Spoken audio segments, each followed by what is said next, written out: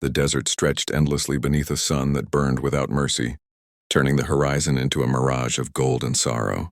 Wind carried whispers of dust across the open plain, and the sky was a cruel, cloudless blue. Beneath that vast expanse, a man rode in silence. His horse moved with steady patience, its hooves sinking softly into the powdery earth. The rider's dark hair flowed behind him, and his eyes, sharp and searching, scanned the barren landscape. He was a warrior of few words, a man who belonged to the land amidst silence, its fury, its loneliness. His name had been spoken by many, feared by some, but known truly by none. He rode not for conquest, but for ghosts, chasing the echo of a past that refused to rest. For 3 days, he had followed the broken trail of wagon wheels, the faint signs of settlers who had come west seeking promise but found only death. The buzz of carrion birds in the distance drew him closer, and then he saw her. She lay crumpled beside an overturned wagon, her skin pale beneath the grime and the sunlight, her dress torn and blood-stained. The wooden wheels of the wagon leaned at a broken angle, half buried in sand, as if the desert itself had swallowed her world whole. For a moment, the warrior thought she was already gone, another victim claimed by heat and hunger.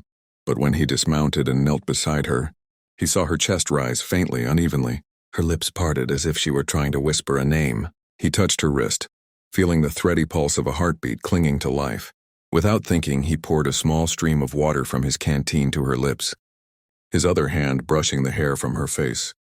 Her skin was hot with fever, and when her eyes flickered open, he saw something that stopped him cold, not fear, not desperation, but trust. She didn't know who he was, yet her gaze held him as if she had been waiting for him all along.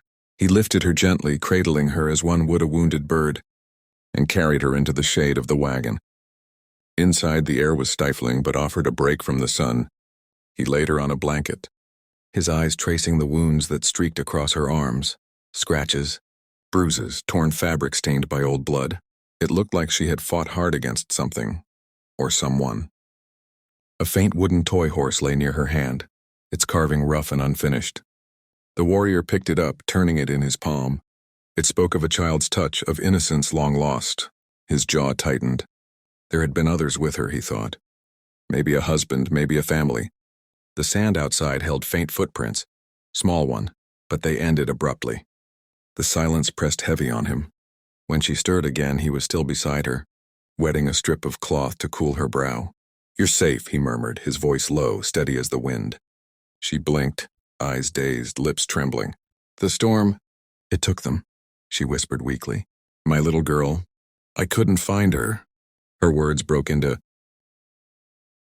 sobs that tore through the dry air. He didn't answer. There were no words that could fill that kind of loss.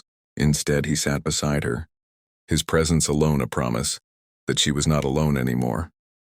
The desert howled outside, a mournful cry through the dunes. As the hours passed, he built a small fire, sheltering it from the wind. The smell of smoke and sand mixed in the air, and the flickering light painted his face in bronze and shadow. She watched him through half-closed eyes, studying the stranger who had pulled her from death's hand. His movements were calm, deliberate, almost sacred. When he offered her a piece of dried meat, she shook her head weakly, whispering, "Why did you help me?" His gaze met hers. "Because you're still breathing," he said simply. That night, as darkness fell over the desert, the stars opened like old wounds in the sky. The warrior kept watch beside her, listening to her uneven breathing. Every so often she mumbled in her sleep, names, prayers, cries swallowed by nightmares. He didn't know her story yet, but he felt it pressing against him like the wind, aching to be told. Somewhere deep inside, he understood that this meeting was no accident. The desert was a cruel place, but sometimes it brought lost souls together, not to break them further, but to help them find what they had forgotten: faith, forgiveness, and the will to live again. By dawn, her fever had broken. Her skin cooled, her breath steadied. When her eyes opened, the world looked different, gentler, quieter. The first thing she saw was him, sitting just outside the wagon, the rising sun casting fire along his shoulders. For a long time she said nothing. Then softly, "You stayed." He turned, a faint smile touching the edge of his lips. "The desert doesn't forgive the weak," he said, "but it respects those who endure." Her eyes shimmered, a mix of gratitude and sorrow. "I don't even know your name," she whispered. He looked out toward the horizon. "Names don't matter," he said. "Only what comes next." But even as he spoke, he knew that something had already changed. He had found her half dead in the sand. Yet it was her presence that made him feel alive again, and though neither of them could explain it, they both sensed it. Their paths had crossed for a reason that fate itself had written long before this day. And so began the story of a woman who had lost everything, and the warrior who had long stopped believing in redemption. The desert was not done with them. It had only just begun to weave its tale. A story of pain, of survival, and of a love that would defy even the harshest winds of background. Born in Virginia to a family of scholars and dreamers, Evelyn grew up believing the world was bigger than the narrow streets of her town. When her husband, Samuel Monroe, promised a new beginning out west in a place of freedom and wide-open skies, you followed him without hesitation. But the journey across the frontier was cruel. The wagon,